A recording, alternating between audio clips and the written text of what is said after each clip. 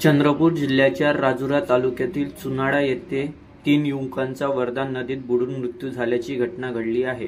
वर्धा नदीच्या चुनाडा घाटावरील 26 फेब्रुवारीला दुपारी ही घटना घडली असून राजुरा आणि बल्लारपूर तालुक्यांच्या सीमेवर वाहत असलेल्या वर्धा नदीपात्रात ही घटना घडली आहे।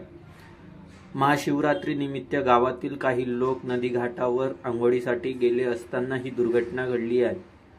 मात्र बुडालेले तिन्ही तरुण नदीच्या दुसऱ्या काठावर अंघोळीसाठी गेले आणि त्या ठिकाणी पाण्याचा अंदाज न आल्याने आणि खोल असलेल्या पाण्यात बुडून त्यांचा मृत्यू झाला असल्याचे सांगितले जात आहे। तुषार शालिक आत्राम वय 17 वर्ष, मंगेश बंडू चनकापुरे वय 20 वर्ष आणि अनिकेत शंकर कोडापे वय 18 वर्ष अशी मृतकांची नावे आहेत। पुढील तपास पोलीस करीत आहेत।